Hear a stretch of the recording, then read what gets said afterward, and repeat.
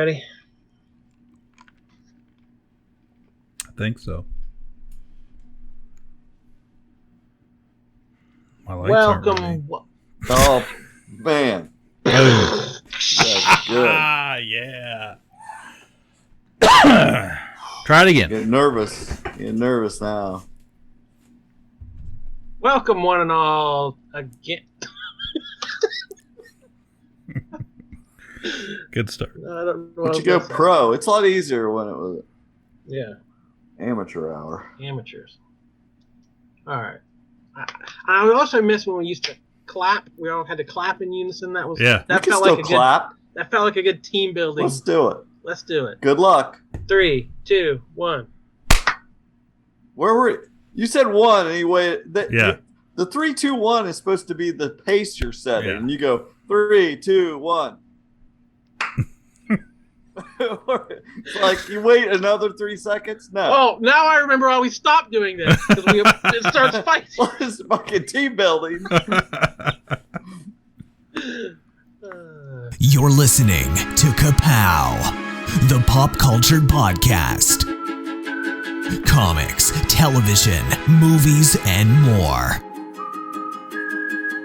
If it impacts fan culture, we have something to say about it.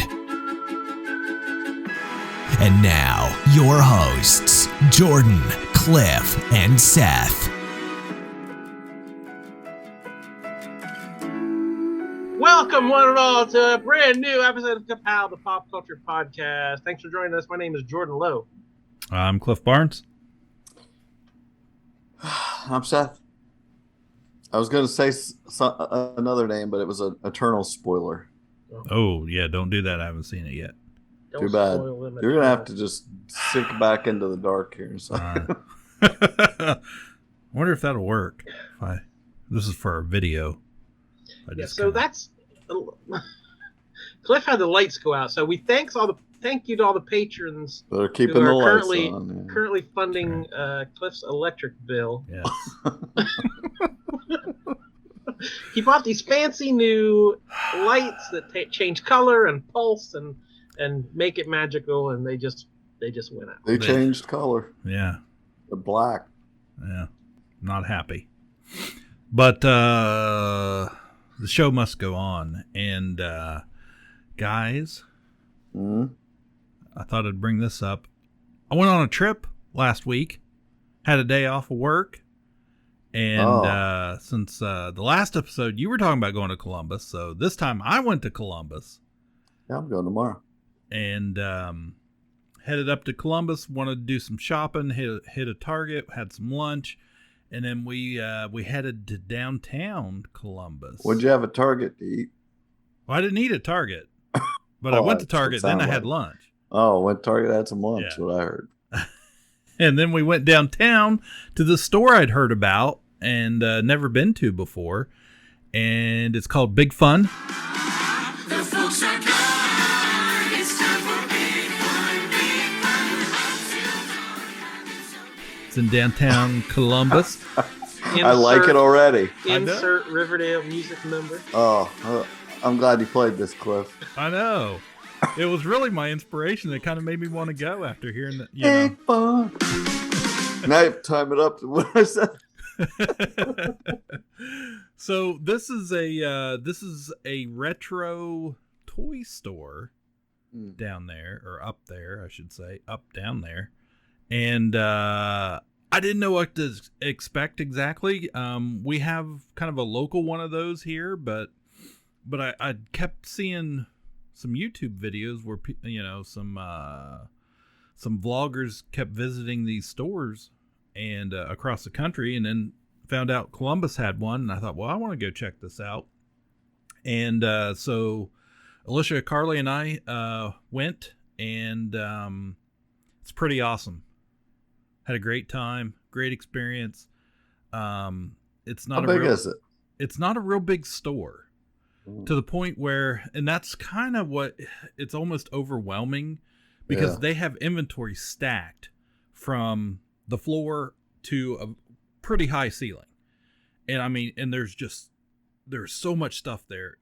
I walked in, I was like, I immediately I didn't know where to even like focus. I couldn't focus attention just because every like little inch of the store had something I want to look at. And I'm already claustrophobic just thinking about that. Like, well, I tell you, I think it stays pretty busy because there were a lot of people in there we were in there like a Thursday afternoon, and there's quite a few employees there. So you kind of like, there was a lot of that, Ohio. Oop, let me get by you there. A lot of that happening, and once I kind of got in there and just like, I just wanted to take my time with it, and because there was so much stuff that a lot of the stuff I've either never seen in person or I've only seen it in a catalog or somebody else's collection. Just see Cliff like shaking some action figure's hand like, I'm so happy to meet you, sir. Well, immediately right in the door, like I walk in the door and I turn to my right and there's this showcase and it's full of like classic 1970s Mego toys. Because I even took a picture of it and I sent you guys a picture of the fawns. They had the fawns right out in front of the case. And I mean, it was just jam-packed full. And I turned around and I mean, I look up and they have vintage Star Wars, Millennium Falcons, X-Wings, TIE Fighters, everything, Slave One, everything you can think of. They've got them suspended. Nope. They're for sale. They're for sale. But just, I think fire spray. But they, they're hanging on fishing line everywhere, and then like, there's just cases of classic Masters of the Universe, and they hide Ewoks everywhere around the store. And if you find an Ewok, I found a pack. I found a 2-pack from like 2007 that I'd seen a bunch of times on eBay. That's not exactly a cheap set. And I was like, I'm going to pick this up. So we looked around, and there was just so much to see. And then I finally got to like the back corner, and I came around the corner because they had a bunch of the DC Kenner superpowers in a case. So I was kind of looking at that stuff, and I come around the corner, and like, boom, I hit the vintage Star Wars figure. They've got Black Series too, but like they had just about a full collection of vintage, and they were all in really good shape, and they had a real nice display. So I was just like immediately like, I'm just taking it all in, and they've got stuff in there that is older than I am in Star Wars. Why did you pay to go to Disney when you could have just gone here? I know. Well, get a hotel room in Columbus. Yeah. Get a park hopper pass. You can go to the store however many times you want in a day. I got a feeling on like day 3 or 4, they've probably been like, this guy's pretty sus. But is that guy still in here? Yeah. So why does he keep coming in looking at these Star Wars collection? But anyways, no, they had some really cool, super vintage pieces from like the Sears catalog. Land of the Jawas playset. There was a Hoth playset. These were the cardboard playsets. Really cool stuff. So I was kind of looking at some of the figures and this and that, and like, I mean, they are just stacked. And then they have like some still in boxes, in original boxes, and they're just stacked up. And I was just like, oh my God. So I'm asking about some prices and stuff. And anyways, the staff was super great, super helpful. Just drop it, whatever they were doing, if you needed a price or wanted to look at something. So that was pretty cool. My wife, I was kind of looking around to the Star Wars stuff, kept going back to it. My wife says to me finally, she's like, why don't you just get something? And I'm like, no. I got to think about it for 6 months, and then it's gone before I'll pull the trigger on anything. So anyways, she's like, well, let's just get this early birthday present. So came home with some stuff, got a complete 83 Return of the Jedi Ewok Village. The store threw in an extra figure in there and gave me a pack of like Jaws 2 cards for some reason. I still don't know why. The guy was just like, hey, let me see if I got some stuff around here to hand you. And hey, when you get something like that, let's like that has survived a long amount of time and you have no interest in, and you're like, I don't want to be the person that throws this away. But seriously, ugh. Yeah. Like I'm like, what am I ever gonna do with this big old stack of vintage Jaws 2 cards? I was like, okay. Otherwise known as the back room at my store. Boxes and piles of stuff I can't bring myself to throw away. So you should just put it out in a thing for free. You should just start. Yeah. Spend $50, you get a whatever. $50. Yeah. I'd just be like, here, it's free. Well, we don't want to set any kind of expectations, but yeah, no, it was great. I want to go back because I feel like I'm sure their inventory constantly changes, but I just felt like, man, I could really spend some time in here. So definitely want to go back. I will go back, but yeah, pretty cool trip. I'm super excited. I got the Ewok village here, put a bunch of Ewoks on it and everything. So yeah, pretty cool. Sweet. That's awesome. They should become sponsors of our show. Yeah. We could say nice things about them. That's right. We did. Much like we'll say nice things about a brand new patron jumped in this week. Made the jump from the old patron account to Patreon. So thank you, Mr. Justin Lowe, formerly silver level patron Justin Lowe. I don't know what he is now. It's some new classification. He's gold. He's gold. He finally made it to gold? Well, gold, yeah. There's always platinum. And palladium, of course. Palladium. But you got to mine that. You got to you got to go underground. That's just that's a pipe dream, really. It's a pipe dream. So thank you a ton for your support. And whatever you want to do, you got an idea for a show? I've already said off air like 10 times 2 episodes that we've already got lined up for him to be on, but we never get around to doing it. We'll get there. But we'll we'll have to. We don't want to spoil them though, because we just need to let him know privately what the 2 things he should be preparing. But yeah, I like this pattern though. Like every time we sit down to record, we've got like a new patron now, or an old patron that's converted over, I guess I should say. So I can't wait to see in 2 weeks who else is gonna join the party on Patreon. Oh yeah, come walking in. It could be you or you or you. And we also love, even if you're not a patron, we love participation.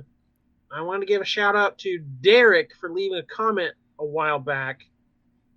But Facebook is garbage. So I got a notification that Derek commented on a post we made, and then I couldn't get to it.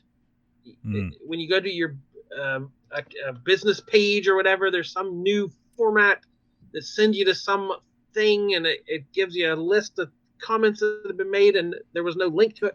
But in the email, it showed he commented, Coach Mayer sounds like a name from Riverdale. I was like, what a great comment, but I couldn't find it to like it or thank him for that. But we saw it though. We saw it. Yes. So thank you, Derek. We got Jesse gave us a comment just like less than an hour ago. I'll read it here. He said, very much enjoyed the Midnight Mass discussion in our last episode. Absolutely agree. Hamish deserves something for what he did in there. I don't know why, but his dialogue delivery seems so real and powerful to me. We agree.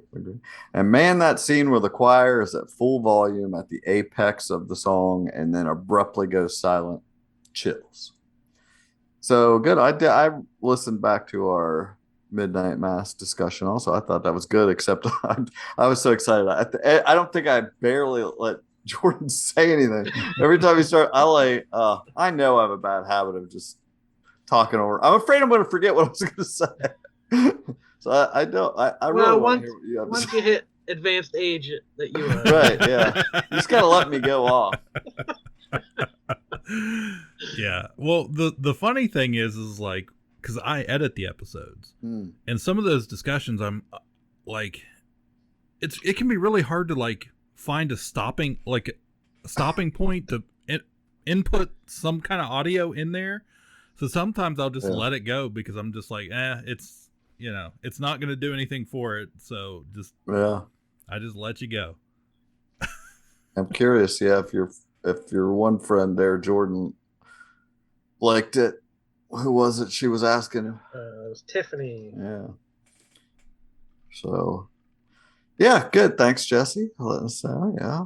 And I re-listened to our review of Last Night in Soho, just cringing that I didn't explain myself at all. The way what was in my brain did not come out my mouth. Right. I'm not going to get back into it and dig in my hole any deeper.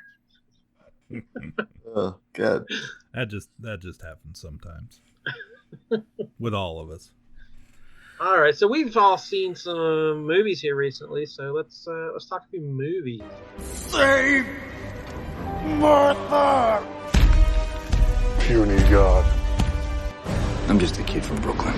I'm Batman. Kneel before Zod! On the roof! Said it yourself, bitch. We're the Guardians of the Galaxy. So what's it gonna be, huh? Long sullen silence? Or mean comment? Go on. You got me in a box here. So you did see Eternals, Jordan? I did, yes. Cliff did not. Yes. That's okay, though. Go ahead. Out there on the Tuesday. It's not okay unless we say it's okay. You can't absolve yourself.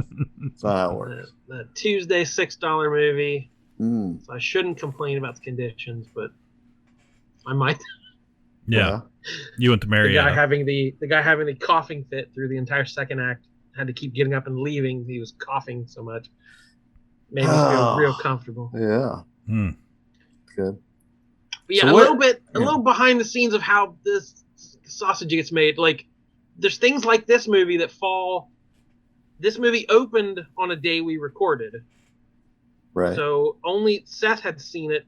Actually, Thursday. I guess it was Thursday nights. We recorded on a Friday, so neither of us had seen it. Right. So by the time 2 weeks, then 2 weeks go by till we record again, and it'll be another week for editing. So like it feels like old news already. But so a lot of you might be waiting for Disney Plus, so we won't spend too much time on it, and we won't spoil it either. So yeah, I thought it was fine. Some people have really bashed it. Some people have really praised it. I was somewhere in the middle. Yeah, I agree. Yeah, enjoyed it well totally enough. in the middle. Oh, it was a little. I think I liked it better than it looked like it was going to be to me. So I was like, this was better. I expected not good. I like the. What did you think of the? Let's just jump right to the very end. The character popping in at the very end. Well, let me complain again for being spoiled for that. Thanks to Bleeding Cool. Oh. Saturday morning. The movie opens on a Friday. Saturday morning, there were 2 articles. Just who is blank anyway, with a picture of a character. Wow. And it didn't say Eternals. It didn't say, but it was obvious what the context was of people like, wait, who is this person who popped it? So I literally have not been back to Bleeding Cool since that happened. I dropped them a long time ago. This movie was not precious to me in any way. It didn't spoil or ruin the movie for me. But like to put an article like that less than 24 hours after the movie comes out is, well, it's not really journalism anyway, but that's bad form to me. So I just stopped going to Bleeding Cool. Oh yeah. Well, I had it spoiled also, and I haven't even seen the movie because by the weekend I was flipping through TikTok at work one day, and the entire scene, both credit scenes had been posted. So I was just like, well, so much for that.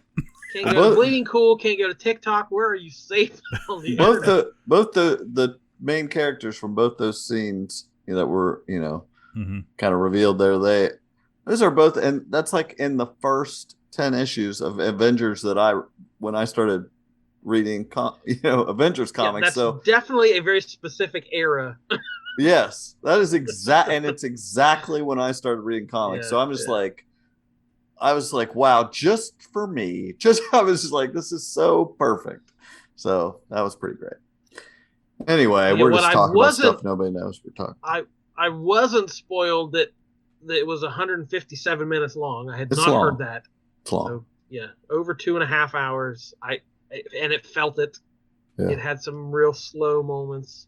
Yeah. And I saw that, like, the director Chloe Zhao she referenced westerns and like the 70s revisionist westerns. Like, there had been westerns for 30 years and they were all kind of cookie cutter, and she thought superheroes are in that same vein now. There's been so many of them. There's such a formula. We're so familiar. Now it's time to start doing revisionist takes on superheroes. And that sounds good, but I don't know that I felt that in this movie.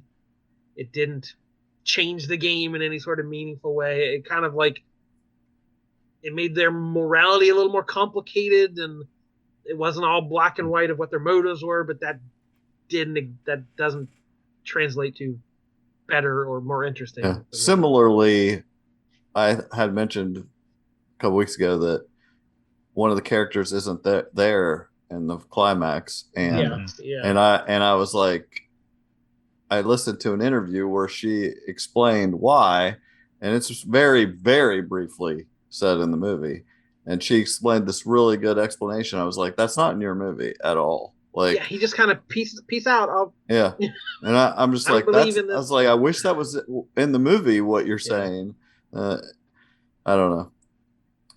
And how is the person that is the Flash not named Fastos? It's a very Justice League-y team we had. Yes. Well, I guess my biggest problem, and I don't think it's too spoilerly, is involving these Celestials. Every time there was some image, I'm thinking 10 steps ahead. How do you do Galactus now? Mm-hmm.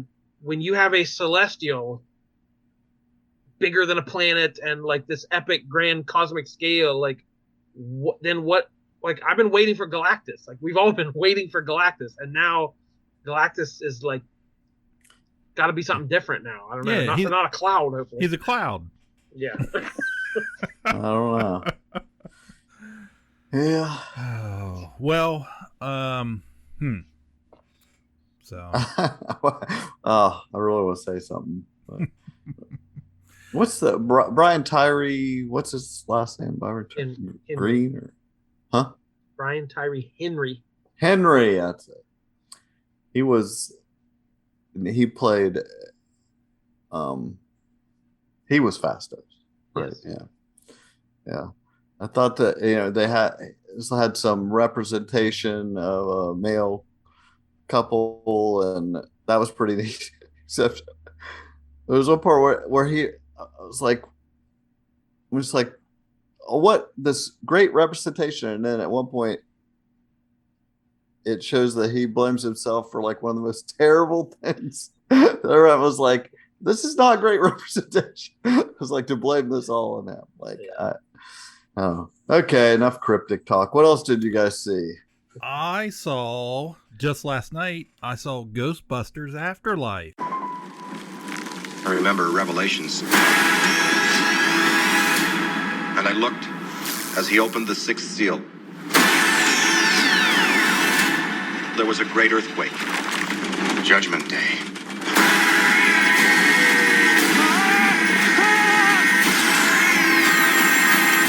Raise a call. I'm calling about what happened in New York. There hasn't been a ghost sighting in 30 years.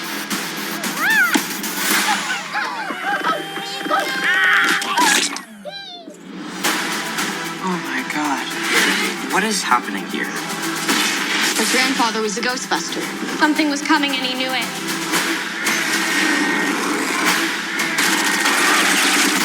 I think we opened the gates of hell. Hey, have you missed us?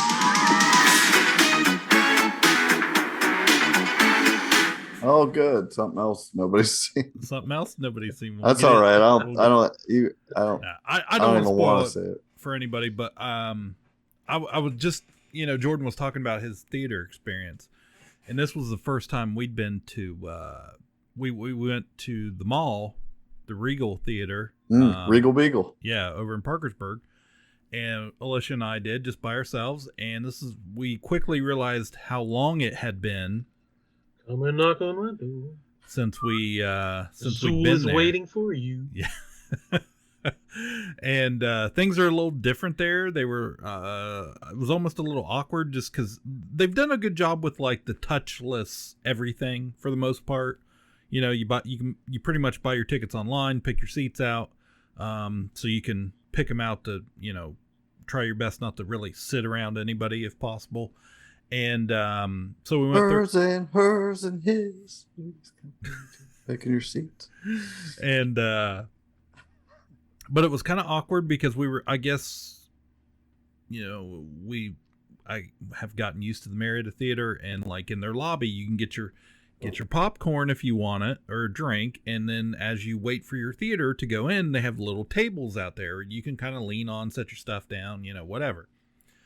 Well, they don't have this there, so we were just kind of we got our stuff, and then we were just like, the guy said, "Hey, I just want to let you know, there's not really any time between when one showing ends and the other one starts." He's like, there's not enough time for like to go in and clean up and stuff. He said, so we can't let you in until about 10 minutes before the movie starts. I was like, okay. And then we had all our stuff and we had a little bit of time. I was like, what are we supposed to do with our stuff? Because there's nowhere to set it. There's, you know, you can't even sit down. Wow. It's just standing room only. It was very awkward. What time, how much were you going to have to wait?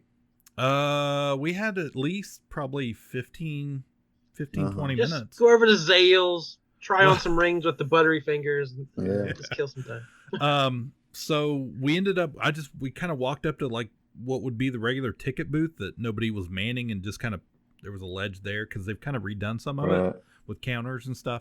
And then when you actually get in, because they just scan your, you know, your QR code, went right in, and I immediately noticed the hallway was kind of redone. New carpet, some new wall coverings and stuff.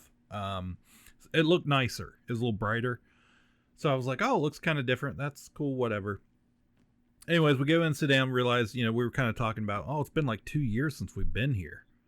And because Alicia's like, oh, I forgot they had the recliner chairs and this and that. I was like, yeah, cool. This ought to be good. Because the movie, we'd looked it up, and it was going to be, I think it was a little over 2 hours. Like 124 minutes or something like that. So, plus previews, you know, you're going to be there for a while. But, so everything was good as far as that goes. But I got to tell you, the whole place like smelled like one big fart. Like, I was just like, oh. Like, oh. Yeah, that was I was just like, can't we do something strange in this neighborhood? So anyway, don't call us. We got to the movie. I'm not going to give any of it away. It's directed by Jason Reitman, Ivan Reitman's son. We talk about working moms. Had a brain fart there for a minute. Working moms, Catherine Reitman. I was joking. I thought I was trying to find a clever answer to working, and you really were. Yes, that's where I was going. Catherine Reitman would be Ivan Reitman's other child. So her brother directed this movie. It was kind of appropriate because it's like all about family and legacy, and you know, having the son of the original director come back to do this one was pretty cool. But as for the movie itself, it was super nostalgic, in a good way. It was a lot of fun. And the girl McKenna Grace, who plays Phoebe, is she is the star of this movie. Like, she's going to be something. I'm telling you, she was so great in this part. Are you saying there's a lady Ghostbuster? There is a lady Ghostbuster. There might be a couple lady Ghostbusters, but you lost me. But this movie is better than Ghostbusters. Egon doesn't like a lady Ghostbuster. This movie is better than Ghostbusters 2. Whoa. Yes. Whoa. It made that monstrosity of a few years ago with the lady Ghostbusters.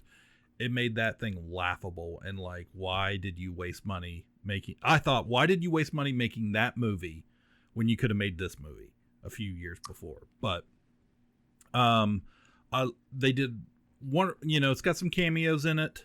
A little bit more than cameos. This is about Egon's grandchildren. We know that from the trailer. And it's a great rebooting of the franchise. That's all I'm going to say. They take a lot from that first movie, bring a lot of most of that stuff back. It's a different place setting. We're not in New York anymore, but none of that matters. They did an excellent job of retelling some of that story and giving it some history from the original movies with new characters from the future. So it's got McKenna Grace, Finn Wolfhard, Logan Kim. He plays a character named Podcast, and he's great in it. He's a kid. He's great in it. Very funny. And then of course Paul Rudd is kind of he's the name of the cast. And he was fine. I wish I really wanted to see this movie. It's like I've seen the trailer a couple times, and it's just like when he's like in the store making faces, like looking at the marshmallow guys or whatever. I'm just like, that looks so bad. And that is such a small part of that movie.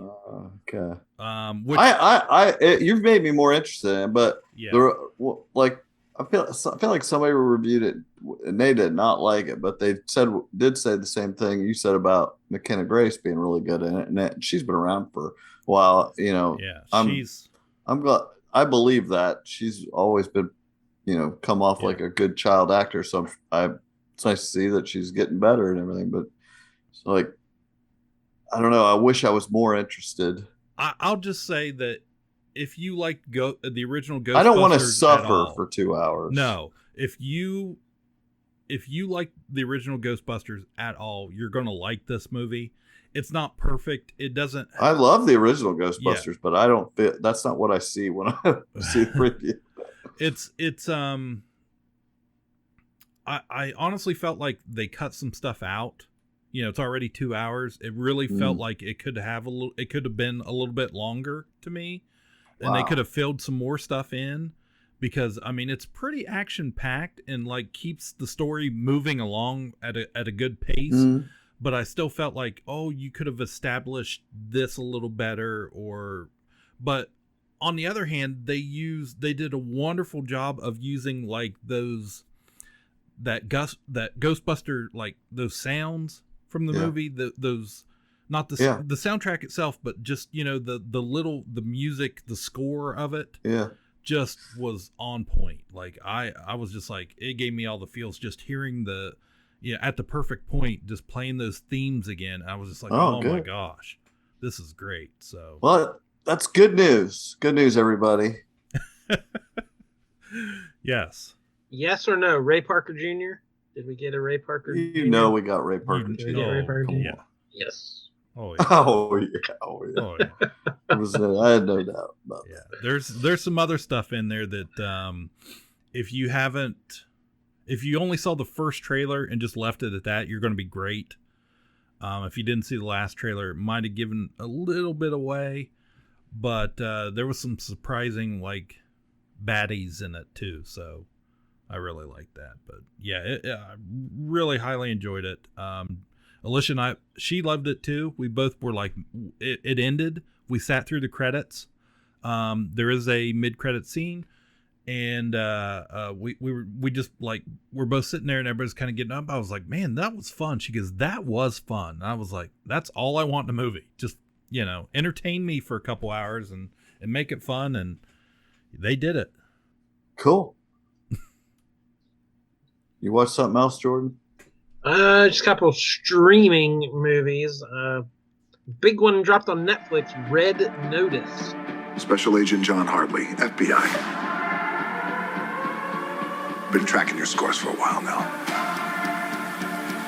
Every city, every heist.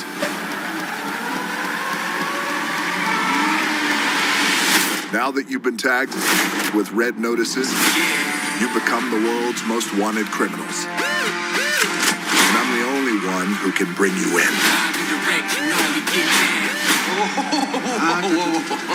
Where'd you get that jacket? It's a statement piece. Somewhere there's a very nude cow whispering, worth it. No, you heard about me,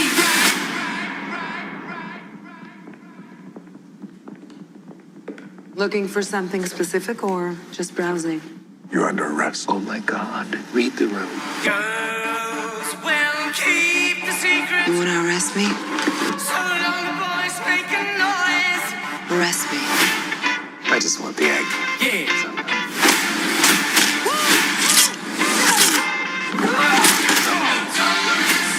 Yeah, I don't see me watching this. This had a $200 million budget.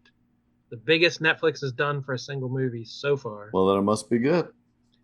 Dwayne "The Rock" Johnson, Reinhold Reynolds, and Gal Gadot as three.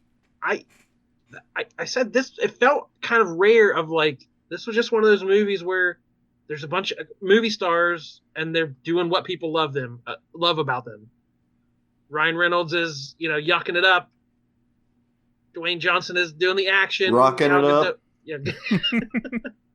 Gal Gadot is doing her, Gadot it up, her sultry sort of action hero thing, and it's like people love these aspects of these actors, and they're gonna give it to you for 2 hours. But it was very Netflixy. There's several. I mean, it's a globe-spanning crime caper kind of thing, but there's a lot of green screen and some really cheap-looking. For $200 million, there's some fairly cheap-looking effects. I enjoyed it well enough for a Netflix movie. Like I said, just sit down and watch it for a while. There's a few good moments of like, he jumps in the car and we're gonna have this amazing chase scene, and like somebody crashes into the side of him, and it subverts some of the action cliches a little bit in some clever ways. And I think Dwayne Johnson's funny.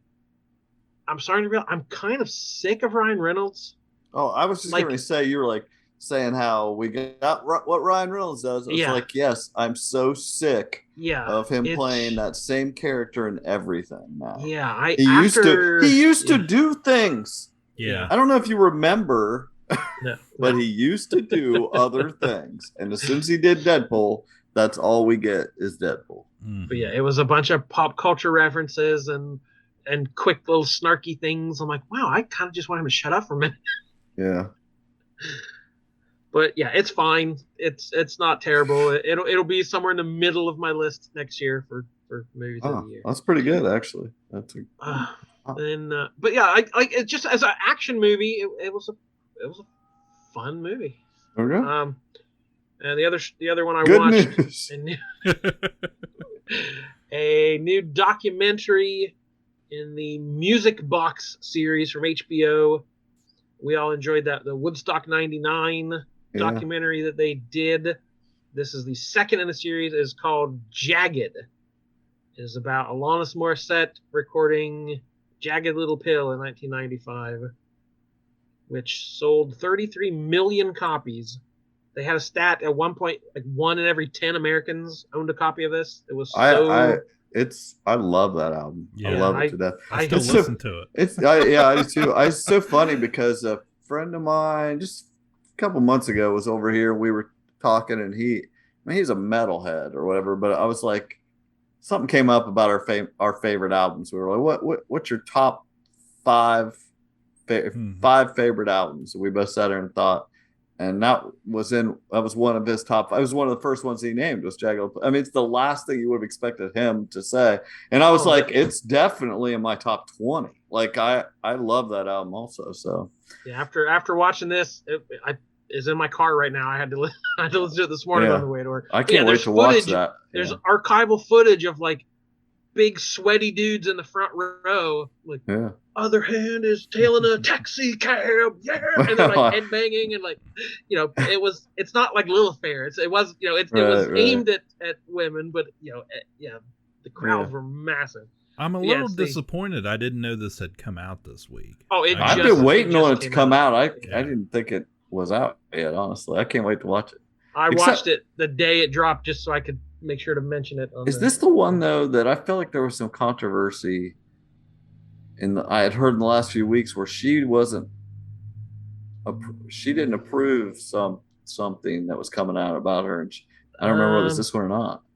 Yeah, I remember seeing some headlines about that. But she is interviewed throughout the whole, like, you see more of her than anyone else. So she's definitely telling her story. Oh, yeah.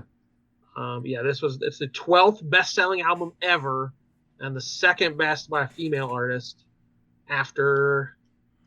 Anybody know?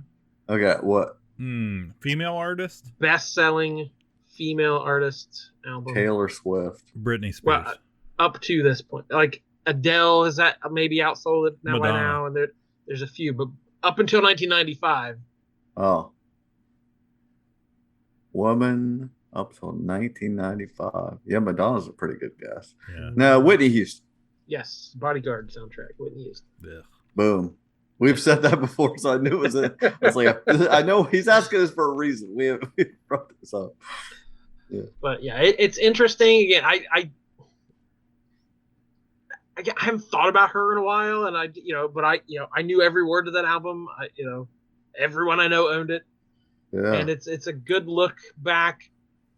Like there's some footage of her as like a teen pop, you can't do that on television era when she was like 12. Right. And then when she's about 15, she's the mall, big permed hair, singing about boys, like a teeny. Yeah. Debbie Gibson. Tiffany. Debbie Gibson. Yeah.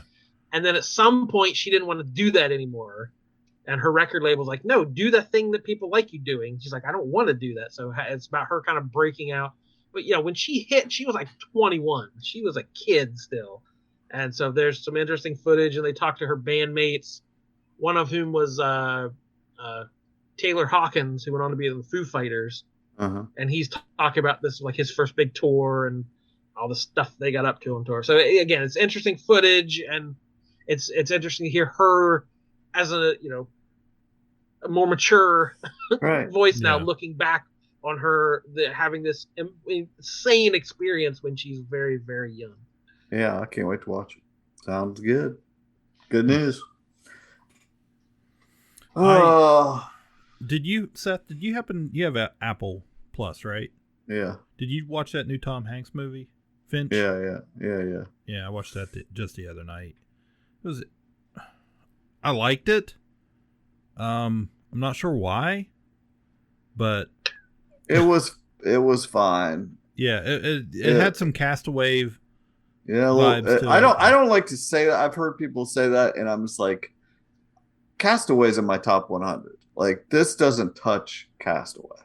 Castaway is a great movie. Finch is a weak facsimile of that type of thing, but I don't know. I thought that robot sounded like Borat.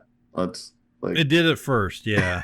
Yeah. I wrote down it was Caleb Landry Jones. Yeah, Caleb Landry Jones. I can't remember what else he was in. He was in something. He was recently. Banshee on X-Men. Yeah. Well, I'm trying to. He's been in live action stuff also, but no, he's a good actor. But he did a fine job. It was just a lot of, just like he said, that one Red Nose was Netflixy. This was Apple-y. Just nothing feels. When it seems like whenever people make these movies for these streaming services, they're just not quite the quality of something that makes the theater. It just never feels quite like they spent enough time on the story, even the writing. It's like it doesn't come through. Yeah, I spent the first half of the movie just trying to understand what in the world was the cause of this. Well, I was post. You had to be like, okay, what's the thing? Was this after nuclear war? Right. Yeah. It's climate change, but it's just climate change. And those were interesting things, but it's basically just I don't know. Guy and it is. I won't say. Yeah, guy and his robot and his dog. It was fine. So not much to say about it. It's Tom Hanks. He's a treasure. I watched it because I still enjoy watching Tom Hanks. That was it. I was just like, oh, it's Tom Hanks. Like, I'm gonna watch this. Yeah. So and he was good enough that I was like, yeah, okay, it was fine. Yeah. So I watched that. Watched over on the Disney Plus side. Speaking of streaming, I finally got to watch Jungle Cruise. Came out on Disney Plus Day. November the 12th. So I've been waiting to see that because I didn't want to pay to see it because I wasn't really sure that it was going to be any good. But this was The Rock and Emily Blunt. And so one of their latest Disney attraction movies, based off Jungle Cruise The Ride. And I thought it was pretty good. It wasn't really... in a way, I didn't know what to expect, but they didn't just hit you in the face with, oh, this is from The Ride. It was a little bit more subtle, I felt, and worked into the story a little better than some of their attraction movies can be. And he was fine. Emily Blunt's pretty good in it. There was some backlash when this thing came out because they changed gender of Trader Sam to a woman, and one of the main characters is gay without them saying he's gay. They got some backlash from the usuals on that, but overall it was pretty good. I wasn't able to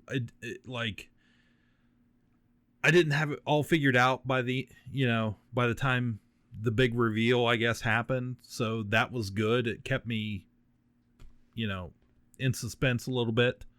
On that, the story was original enough that I was like, okay, this is okay with me. It didn't ruin the ride at all. And the hokey jokes and that stuff. A ride I've ridden 100 times and just rode my last, a month ago, on my last trip. So, but yeah, if you're looking for something to watch new and you have Disney Plus, doesn't cost you anything extra now, so I would watch it. If you're any type of Disney fan, you'll get it. So, cool. Did you guys happen to watch the Spider-Man trailer? Either one of you? No. Nope. No. I don't want to watch them this late. I still saw screenshots here and there go across my timeline. I hate the lighting. I'll tell you that. Like every screenshot I see is like freaking daylight, poorly, just not. It's like it doesn't look good. Yeah, I don't know. It just doesn't look. You guys want to come over and make a Spider-Man movie? Yeah. You got a ring light. We're good. Yeah. I don't know. That's just a small complaint, but who knows what's going to... I'm obviously going to watch it. I hope it's good. I hope I have good news after I see it. I hope you do too. Hey, I read this whole stack of books here I've got.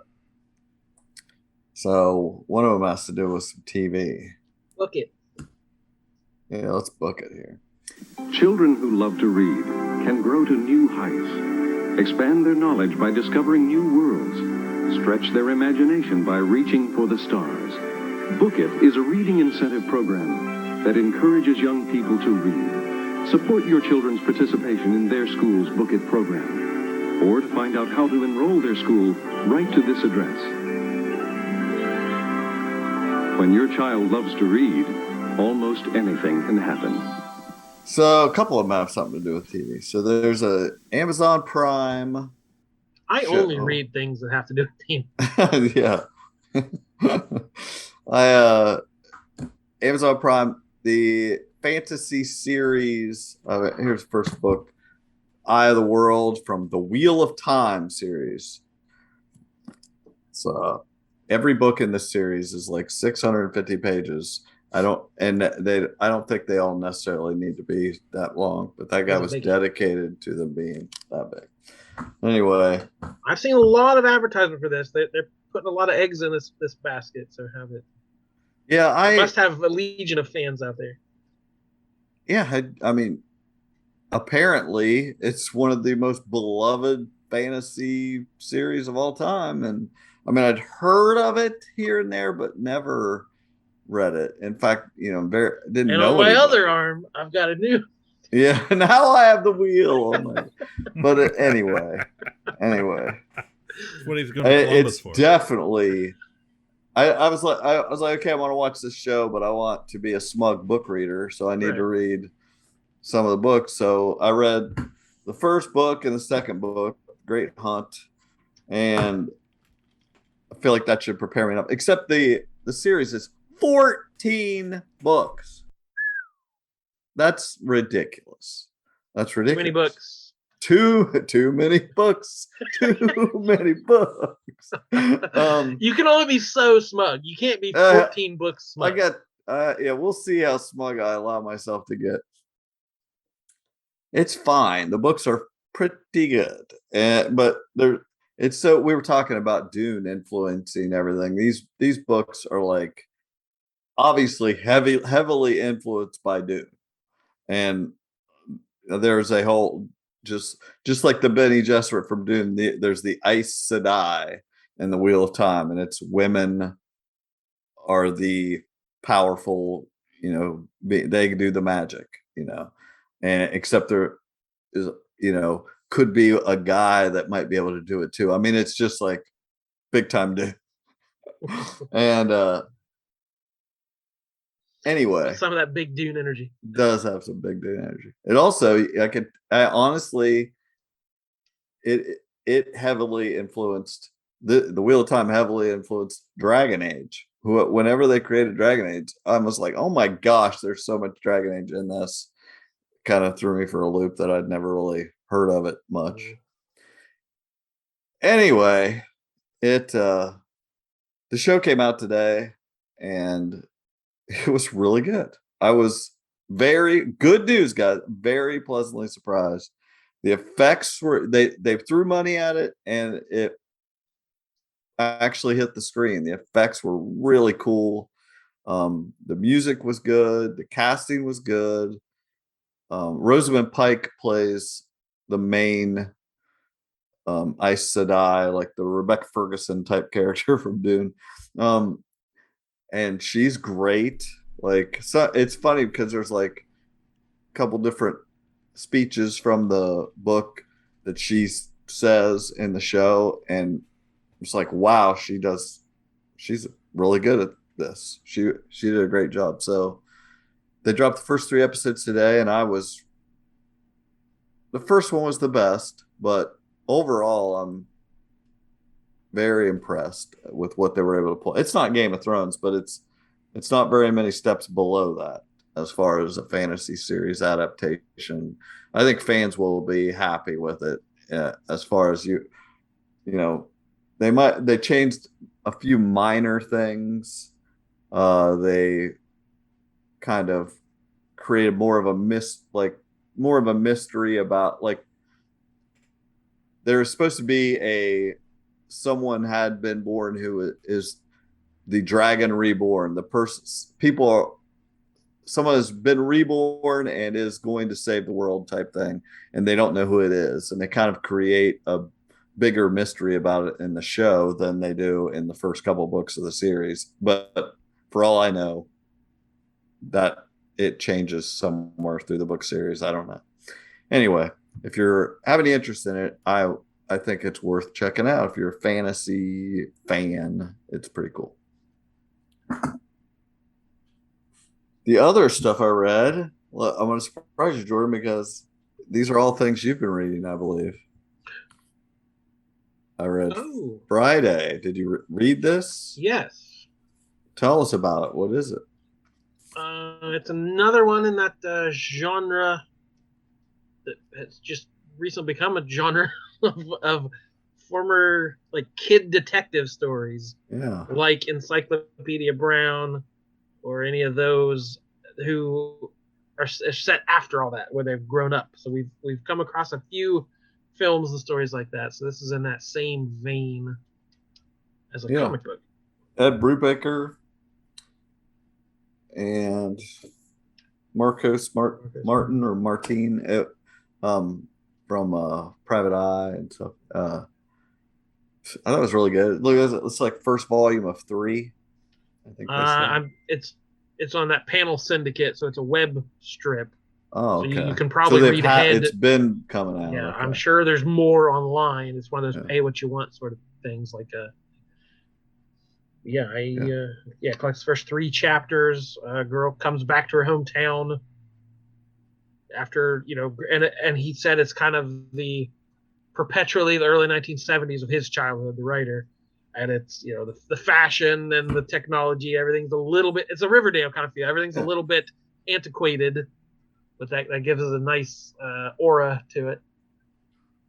The other thing, it was good. The other thing I went and read through the whole Hawkeye thing to prepare for the new show. I'm about all hyped up. Halfway through. Yeah. Good job, bro. It's great. It's good stuff. Matt Fraction. It's good. Good stuff. So now we're going to get all the references that they put in there. So that's the end of the month? Next week. Next Wednesday. Next week. This week. This week. This week. Sorry. Yeah. Okay. Sorry. Yes. Yeah. The future. But very hyped about that. And I feel like finally we're going to get what Jeremy Renner is going to shine in this kind of Hawkeye. So this I expect this to be. I'm very excited about it. I don't know. I don't think it's going to be the greatest thing ever, but if they get anywhere close to the vibe of the comic, and I love that it's going to be Christmassy, and show what it's like to be the human Avenger that takes bumps and bruises, and what's happening between his very important missions and things. Very, very excited about that. And the last thing I read was all of the Marvels. Wow. Did you finish that?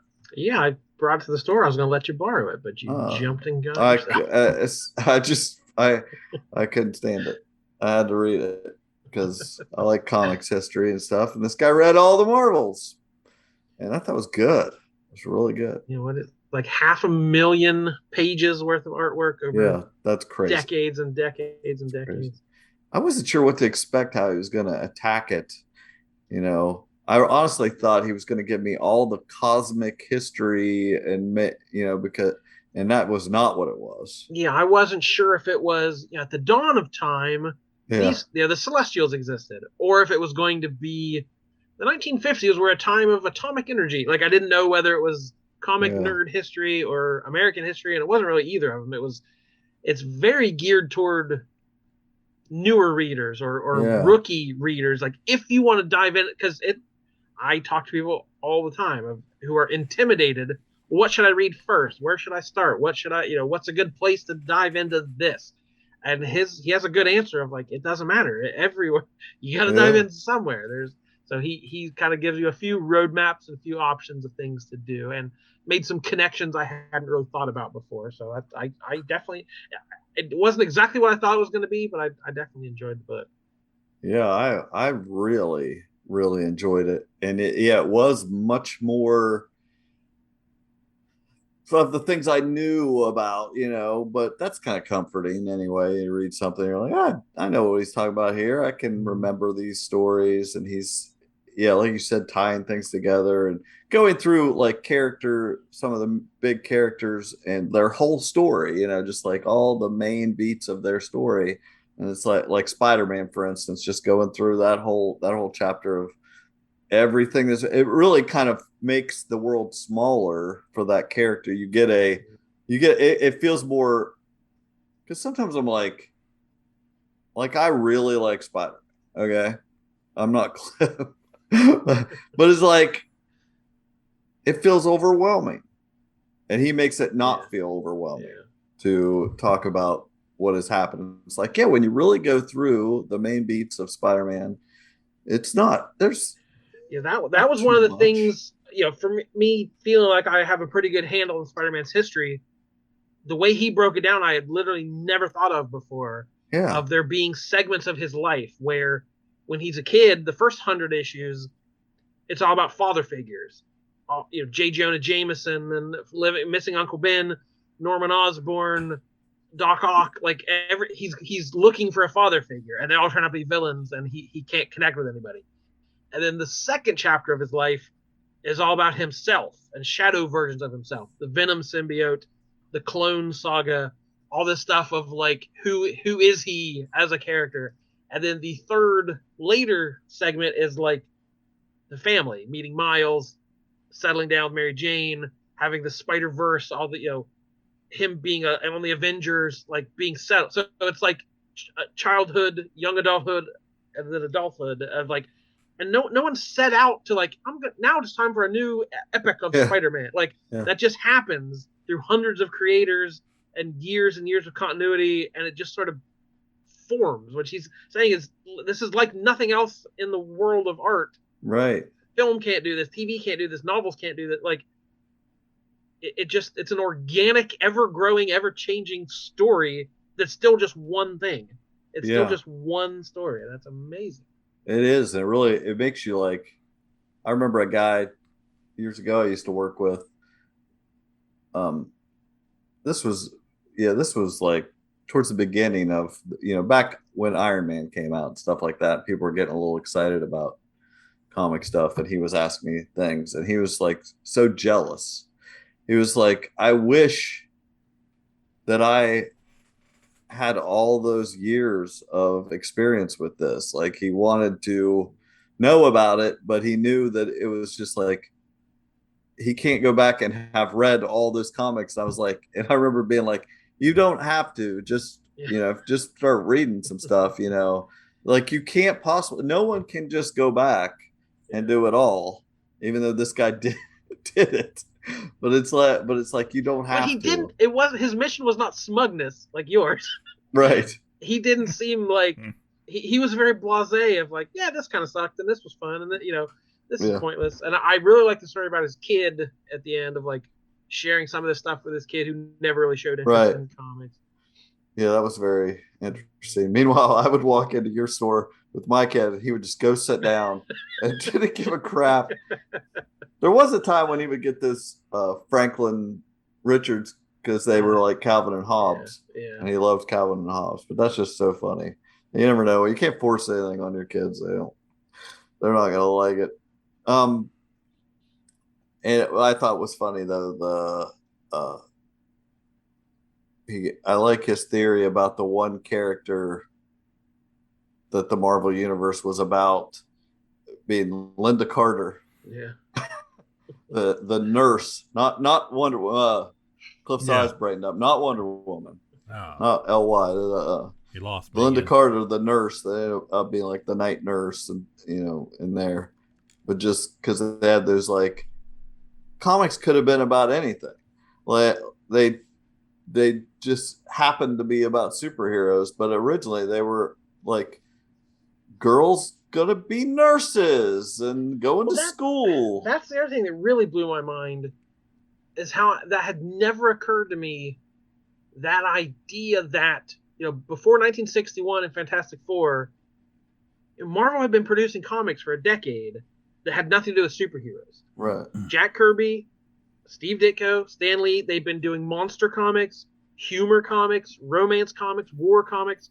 And his theory is like all of those and that decade of experience is what fed into Fantastic Four and superhero. They didn't set out to make a superhero comic. They make, they in the superhero genre, they added the humor and the romance and the monsters. Like they did every genre. Yeah. And that's why it worked so much. And that's why it wasn't as square and, wrote as some of the DC stuff was at that time. And that they had quips of the humor, and they had, horror comics. Like that's exactly why I love it. Was a little bit of everything. It's exactly why I preferred Marvel, because it was not so dry to me. And but I love the idea. It was just like, he's like, I could totally see us this many years later being so invested in all the different nursing school comics that would be a whole universe of nursing comics. Anyway, it was a really good book, and I would recommend it to any level of comic reader, like you're saying. And this would be a great guide to a new comic reader to read these chapters of which character is interesting to you, and they easily go find those stories and things. I thought he did a really good job. And there's a little bit of that, like mapping a few things, like the famous issue in Fantastic Four. They go back to Egypt and fight Ramatut, and then 10 years later, the Avengers went to the same place, and it becomes that like Back to the Future 2. Oh yeah. How many people are here at this time, watching Marty McFly? Like it's these central points they come back to and they build on and they retcon and they change, and that was a nice example to show like that one little moment in ancient Egypt has been played over and over about 25 times in the history. Yeah, it's great. Really good stuff. All right. That's it. That's all the books. That's all the books you got? Yeah, it's about 30,000 pages or something. But some of it's comics. Well, the only other thing I really watched in the last couple of weeks was Young Justice Season 4. Young Justice Phantoms has come out on HBO Max. I don't think either one of you guys have watched any of this show, but it has it's had a pretty big following. It's done a nice job of, because it's been several years since season 1 now. It's kind of grown up. I feel like it's grown up with a lot of the audience, I think, as it's went on. So they've got, I think, 4 episodes out as of now. But I made a comment to you guys this week because I started watching it, and they've done a really nice job dealing with some heavier issues so far this season. Like, they've touched on some stuff before, but there's a lot of bigotry and racism that takes place as a couple, Miss Martian and Superboy, travel to Mars, back to her home planet. And there's a lot of racism going on between white and green Martians, and their roles in society and how one kind of has held the other one down and stuff. So, and they've worked some other stuff in there with some PTSD stuff with Beast Boy, and there's a pretty big plot point that happens with one of the characters, all in the same time, where we're getting a story, kind of a B story currently with Artemis back on Earth, going up against the League of Shadows. They have kidnapped Orphan, and she is dealing with a couple of former League of Shadows people that come to her for help when she knows one of them's a mole, and they have to go find Orphan and try and rescue her and stuff. So very, like I said, it's grown up a lot. There's a lot more adult themes in it, but it's really, for a cartoon show, it's been really good. I'm really glad it's on HBO Max now, because they can do a little bit more with it. But and there's probably more people finding it. Yes, that's true. Season 1 originally ran on Cartoon Network, then it was brought back 2 or 3 years later on the now defunct DC Universe app. And that was kind of their big thing. One of their big things they announced with that app was they were bringing that show back.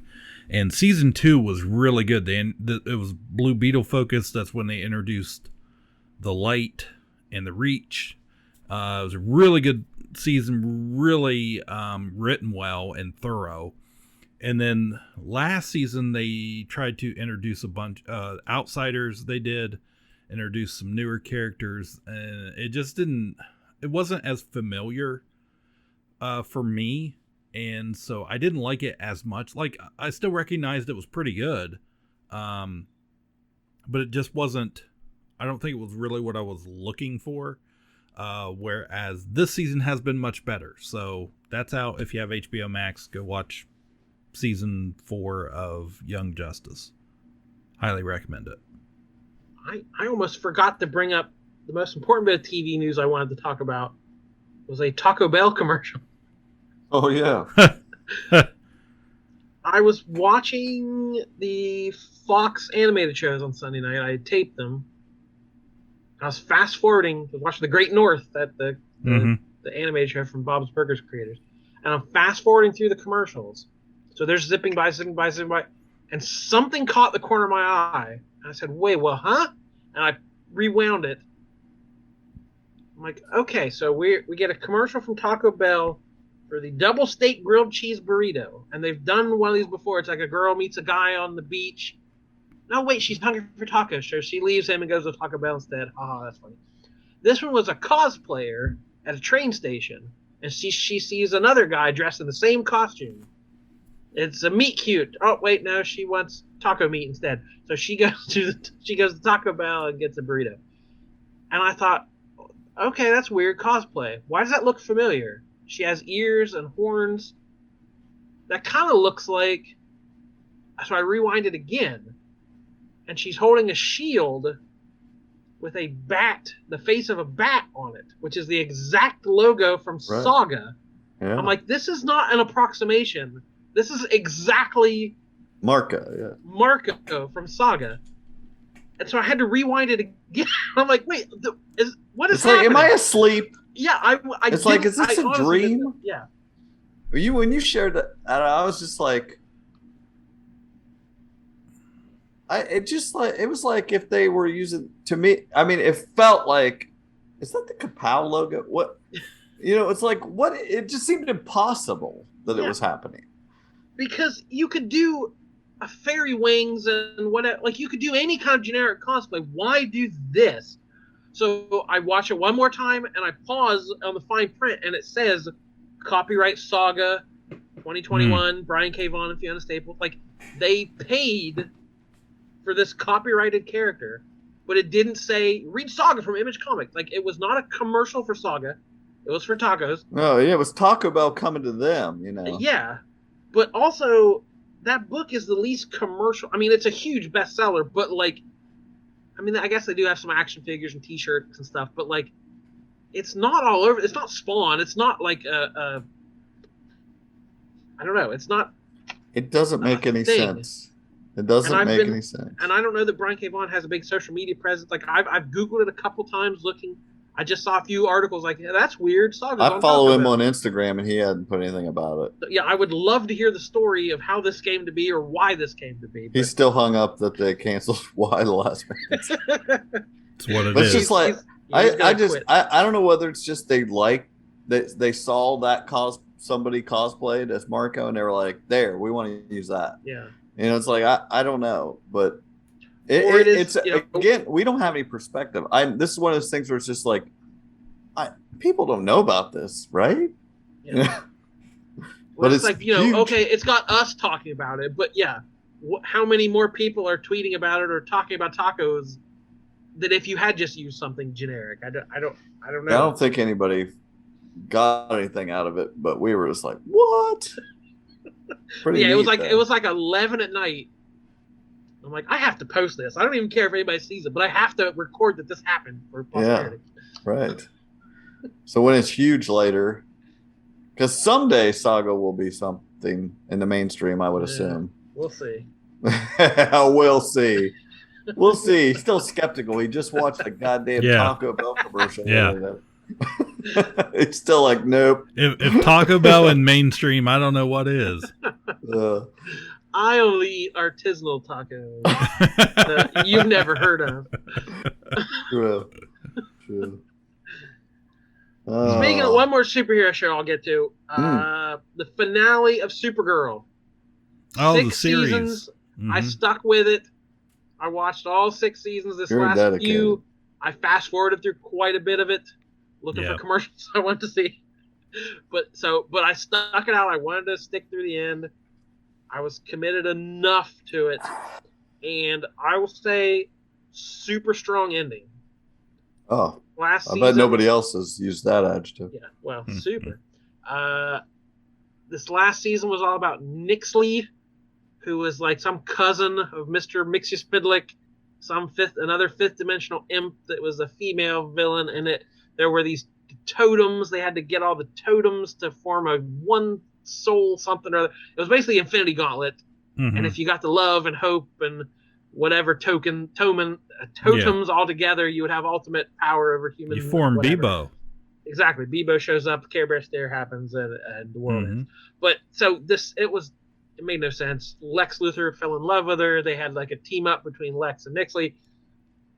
Whatever, it doesn't matter. But the finale, there was a big 2-part finale, and as Lex and Nixley are launching their final assault, these imps can change reality. So they were able to bring in a whole bunch of old villains. Metallo showed up, the Parasite, Red Tornado, the Red Sun, Supergirl. So we got callbacks to all these villains from previous seasons. Was it the bad Red Tornado from the first? Yes. Oh my God. The evil Red Tornado. Why would they ever bring that back?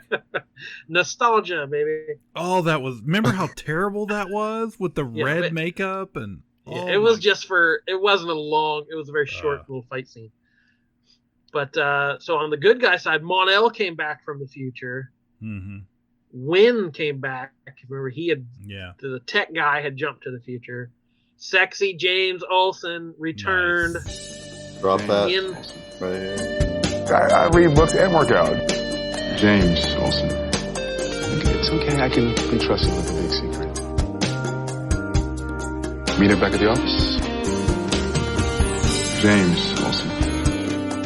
You like Jimmy Olsen. James Olsen. I read books and work out. James Olsen.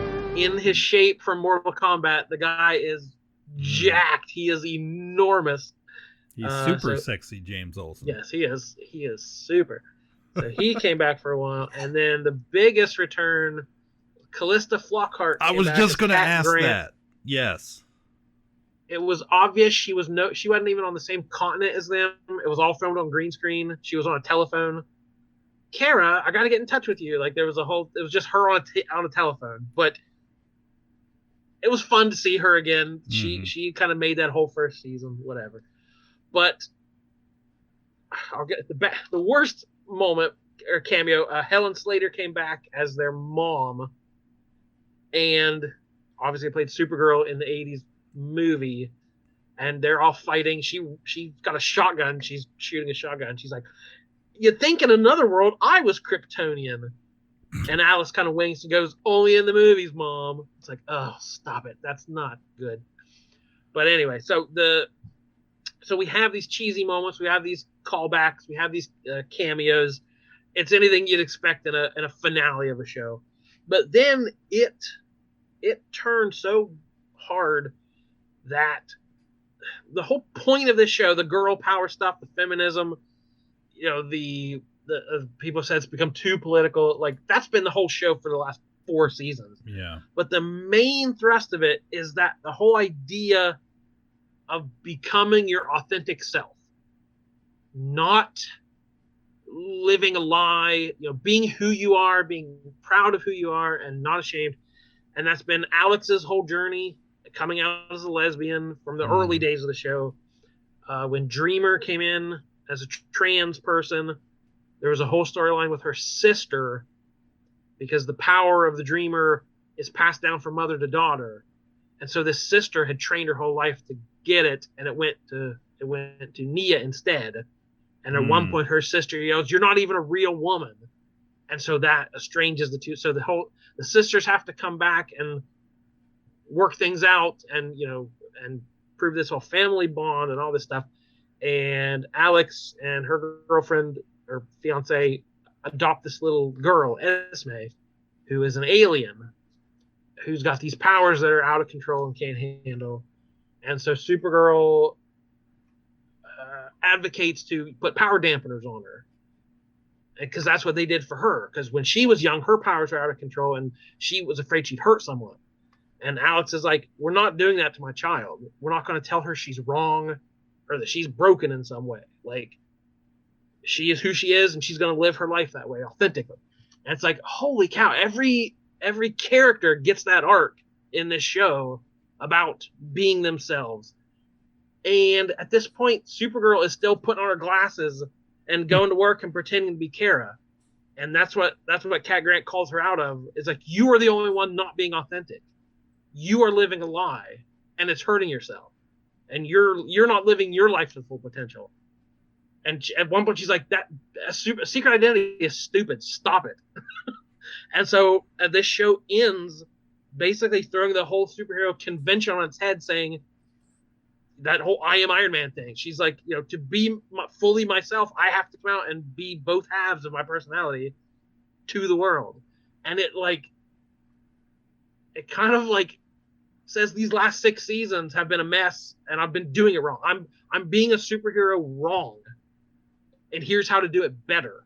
Instead of fighting, I should be an inspiration. And it's like, it was really bold to come out and say, that the whole idea of superheroes, there's something inherently kind of off about it, and there's a better way we could be doing this if we would just try. But then again, then it ends immediately. We don't have to try to do it that way. We don't have to try to make an interesting show about a well-adjusted person. So we can just end on a hopeful note. We don't have to actually do the hard work. But I applaud it for trying and taking such a huge swing at the end of this long run of a show that was frustrating more often than not, but did something truly original in the CW superhero genre for sure. Yeah. Well, yeah. It reminds me of that first season it was on CBS. Yeah. It was a completely different show. And, CBS had all the money to put into it, and they had the big, had a big name on it. And I didn't like that first season at all. I thought the show was terrible. And then it went to CW, and a year or two into CW, and it had started, it was a different show.